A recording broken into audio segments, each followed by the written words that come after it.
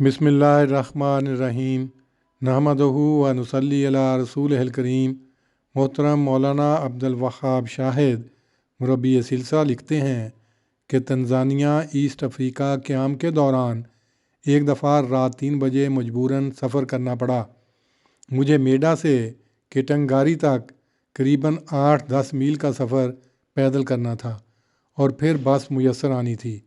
میں جنگل میں رواں دواں تھا کہ یکدم 2 ڈاکو تلواریں لہراتے اور للکارتے ہوئے نمودار ہوئے۔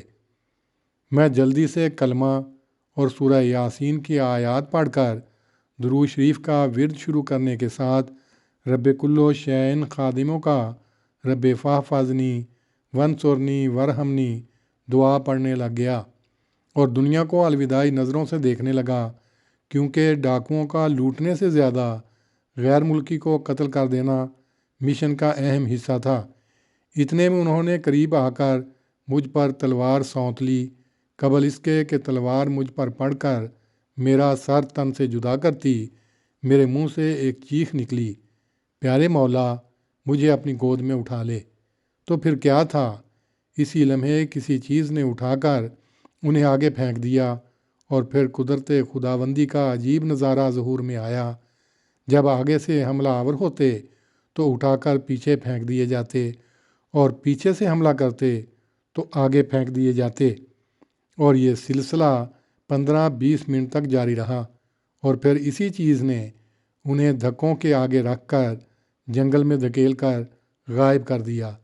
وہ غیر مرئی چیز کیا تھی؟ یقیناً وہ اللہ کی ذات تھی جس نے خاک پائے محمد اور غلام مسیح موعود کو اپنی گود میں لے لیا اور خونخوار ڈاکوؤں کو اپنے دستے قدرت کے دھکوں کی مار دے کر دفع کیا، اور لکودک جنگل سے ابھرنے والی اس موت کو جنگل میں ہی دھکیل کر اپنے قادر و محیی ہونے کا عظیم نشان دکھایا۔ سچ ہے، ہاں ہاں یقیناً سچ ہے کہ قدرت سے اپنی ذات کا دیتا ہے حق ثبوت، اس بے نشاں کی چہرہ نمائی یہی تو ہے۔ وآخر دعوانا الحمد للہ رب العالمین۔ الفضل انٹرنیشنل، 13 تا 19 جون 2003۔